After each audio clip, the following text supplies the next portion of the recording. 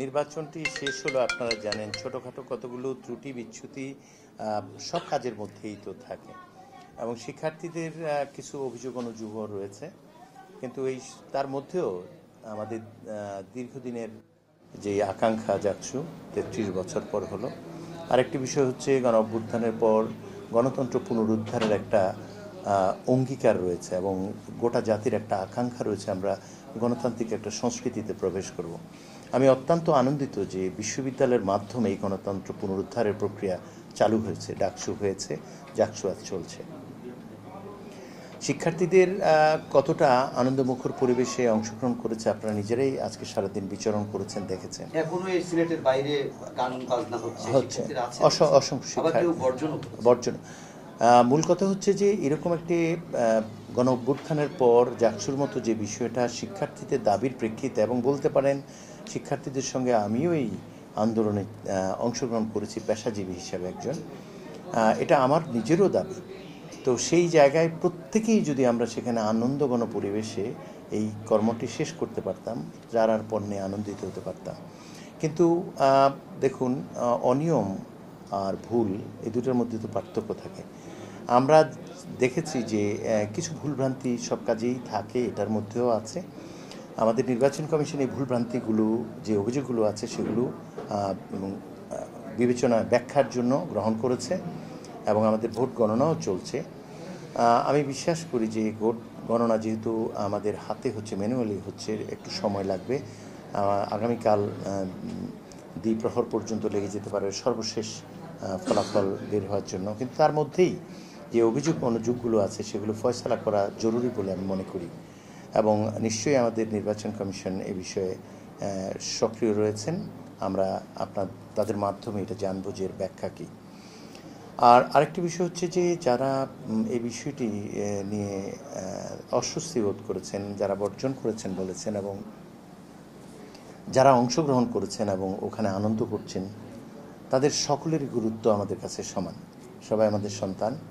আমাদের খুবই ভালো লাগতো যদি এই নির্বাচনটি একজন শিক্ষার্থীও তাদের অস্বস্তি প্রকাশ না করে তাদের স্বস্তির জায়গাটা প্রকাশ করতে পারতো, এবং আমরা নির্বাচনটা শেষ করতে পারতাম।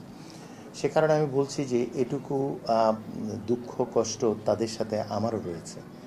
কিন্তু নির্বাচনের যেই অসাধারণ একটি কর্ম, যেটা ৩৩ বছর হয়নি, যেই আমার সন্তানরা নির্বাচনে ভোট দিয়েছেন, তাদের জীবনে প্রথম ভোট দেওয়ার একটা সুযোগ তৈরি হয়েছে।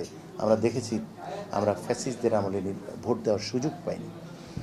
সেই বিবেচনায় এবং আজকে সারাদিন সবাই এই কর্মটি শেষ করার পর যে ফলাফলটি আসবে, সেই আনন্দ এই বেদনার সাথে পাশাপাশি করলে আসলে সুখ দুঃখের মাঝেই তো জীবন পরিচালিত হয়। অনেকটা সেরকমই হচ্ছে আমার বলতেন যে আপনি যেটি বলছিলেন যে ভুল আর অন্যায় এক না, কিন্তু স্যার অব্যবস্থাপনার দায় কে নেবে? নির্বাচন কমিশনাররা পদত্যাগ করছে, এরকম কথা আমরা শুনছি। যে দেখুন, যে অভিযোগগুলো এসছে, আমি পূর্বেই বলেছি নির্বাচন কমিশনের কাছে অভিযোগগুলো আনুষ্ঠানিকভাবে জমা দেওয়া আছে। যারা এইভাবে জমা দিয়েছেন, আমি বিশ্বাস করি তার ব্যাখ্যা খুব অল্প সময়ের মধ্যেই একটি পরামর্শ নিয়ে আইনি যেই বাধ্যবাধকতা আছে সেটা অনুসরণ করে দেওয়া সঙ্গত এবং জরুরি বলে আমি মনে করছি। তো যদি আমরা এই অভিযোগগুলোর ব্যাপারে নির্বাচন কমিশনের পক্ষ থেকে সদুত্তর পাই, তাহলে অভিযোগগুলো অ্যাড্রেস করার যে বিষয়টি সেটা সম্পন্ন হলো। সেই ক্ষেত্রে অভিযোগের যে জায়গাটি, নিষ্পত্তির যে জায়গাটি, সেটা সম্পন্ন হয়েছে বলে আমার প্রিয় শিক্ষার্থীরা মনে করবেন, এই প্রত্যাশা তো আমার থাকবে। স্যার, আরেকটি প্রশ্ন, যারা বর্জন করেছে তারা পুনর্নির্বাচনে চাচ্ছে, সেক্ষেত্রে প্রশাসনের আপনাদের বক্তব্য? দেখুন, এই নির্বাচনটি এখনও গণনাই শেষ হয়নি, এবং যে অভিযোগগুলো হয়েছে সেই অভিযোগগুলো আসলে যাচাই বাছাই এবং ব্যাখ্যা যেটা নির্বাচন কমিশনের পক্ষ থেকে আসবার কথা, সেটা এখনও পাইনি।